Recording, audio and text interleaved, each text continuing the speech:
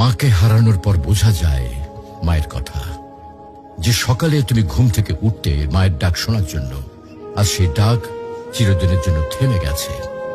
যে হাতে তোমার জন্য খাবার বানাতেন, ভালোবাসা দিয়ে মাথায় হাত বুলিয়ে দিতেন, আজ সেই হাত মাটি নিচে। যখন মা বেঁচে ছিলেন তুমি হয়তো বলেছ, মা আমি ব্যস্ত আছি, মা পরে কথা বলবো। কিন্তু আজ তুমি সময় পেলেও আর সেই কথা শোনানোর মানুষটি নেই।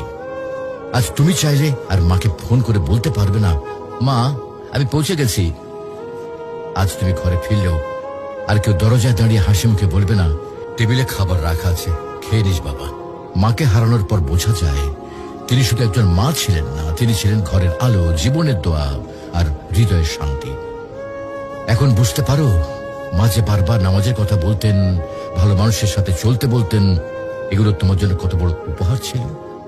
প্রিয় ভাই বোন, মাকে হারিয়ে আফসোস করার আগে কদর করো।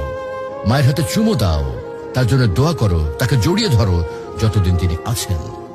কারণ হয়তো একদিন তুমি শুধু বসে বসে কাঁদবে আর মনে পড়বে, ইস যদি মাকে আরেকবার জড়িয়ে ধরতে পারতাম। মাকে হারানো মানে পৃথিবীর সব থেকে বড় আশ্রয় হারিয়ে ফেলা। তুমি যখনই সময় পাও তোমার মায়ের সাথে সময় দাও, মায়ের জন্য দোয়া করো। মা যদি আজকে ইহলোক ত্যাগ করেন তাহলে তিনি আর ফিরে আসবেন না।